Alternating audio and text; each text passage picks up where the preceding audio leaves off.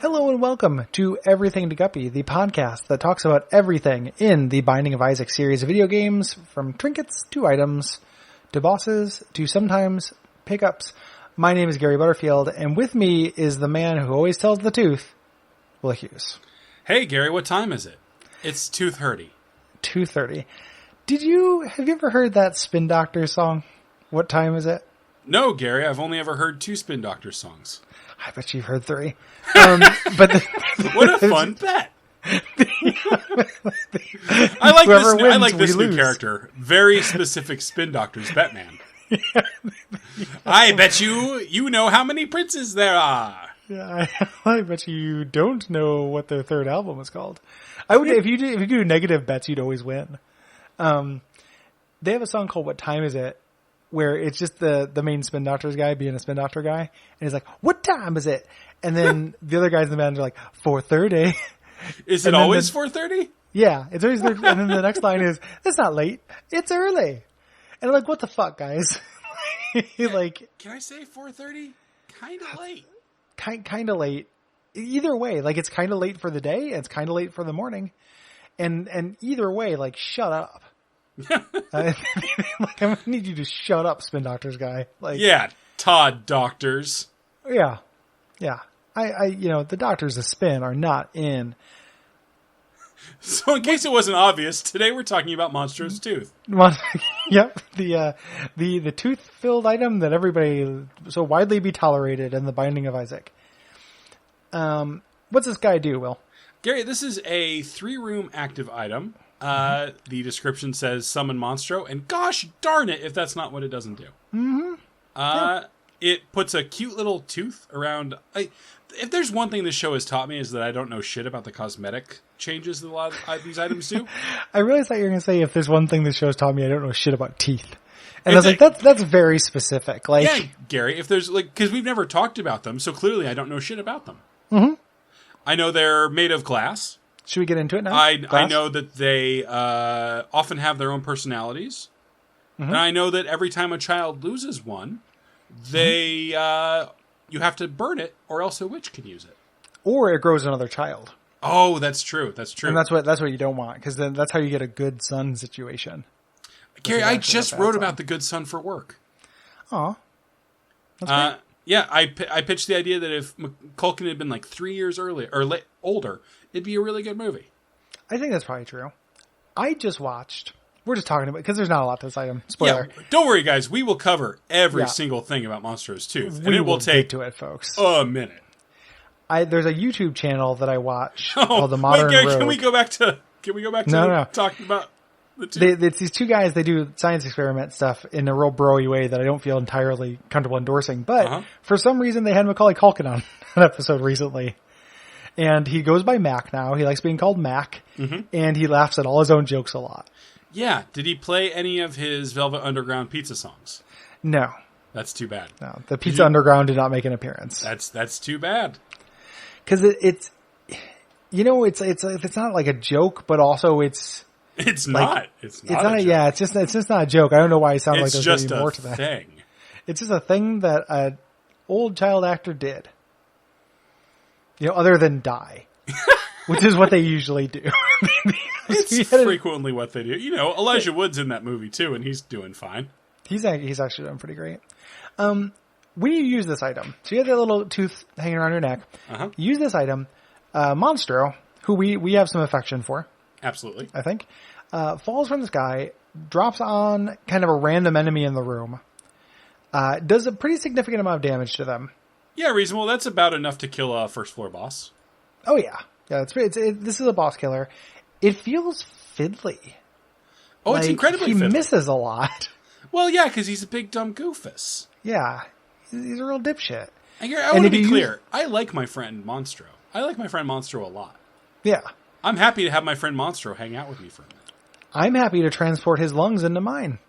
I'm happy to human him into my chest. Human? What is that a reference to? The new X-Men run. Okay. Morrison's new X-Men. That's what I thought. Okay. Also the X-Men anime, weirdly enough. What a sublime reference. Oh, thank you. Yeah. I love it. I felt like I had to make up for not immediately remembering who the fucking U-Men were. Well, they are the X-Men's like 400th most popular villain team, Yeah. somewhere between like the Mutant Liberation Front and Granny or whatever that character's name is. Granny Goodness? Not Granny Goodness. There's a weird this like the stepmother or something. It's really weird. What the fuck are you talking about, Gary? I can't remember her name now. This is not that show. I'm Will, not Jeremy. I see. I know. I know I'm incredibly charming. Yeah. Yeah. And your accent. Yeah. Like your Creole accent that makes you guys pretty hard to tell apart. Yeah. So anywho, Monstro, good buddy. Like his lungs. Gary, don't it's not that episode. Huh? You did that before the episode. You were like, Monstro's lung, and you sounded happy, and then you realized... No, I was saying I like his lungs. I know, but and I was going on to talk about how... No, I'm not going to say anything about what I like about it. I'm just Gary, say that stop he's bad talking at about falling Monstro's on people. lungs. Can't. I wish he didn't miss so much. It's a good amount of damage. If you use this without anybody in the room, he'll stomp on you, which is kind of fun. Yeah. My favorite thing about this entry is something I did not know. You can't, as of the DLC, you cannot use this item on Monstro. Yeah, he won't do it. Yeah. He's busy. I appreciate it. Even though, canonically, there are many Monstros running around down there. Yeah, sometimes there's 2 of them. So Sometimes there's 4, Gary. Or even more. There's that awesome room in the chest when you're having an amazing chest run, and it's like 17 Monstros, and you just melt through them. That's such a fun room. Did you know? I didn't know this. Did you know that Monstro 2, like this is, and even Monstro, this is actually the tooth that's missing from the model of Monstro. Like some bonfire side chat shit. I feel like I really understand the lore of Monstro. He was once a poor, pitiful soul who lost a tooth. Mm-hmm. And is now beholden to whoever owns it. Which is actually kind of cool. You know, like what if when a kid lost his tooth and you took it from his pillow, as you do, like you could then control the kid. It didn't make a clone. It didn't like cause witches, but you then had some kind of agency. Cause witches. Can you tell me what cause witches means, Gary? You know, like when you do a thing and then now there are more witches. Yeah. You know, like like how if you plant flowers, you're gonna get more bumblebees. The famous Transformer? Yeah.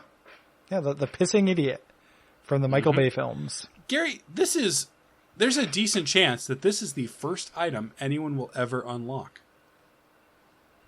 Yeah, that's actually true. Because you unlock it by beating the first floor for the very first time. Yeah. Which, you know, it's going to happen early on, and you're probably going to think, oh, cool, I unlocked this very fun item, and it's not very good. I do want to say, the way this game handles unlocks is so satisfying. Like, it's that big, like, you get that big graphic popping up, and it's always, like, real detailed looking, and it's always like, yeah, you did it. Yeah. It feels really good. And it's like you don't get it right away, it's just a possibility space for the future.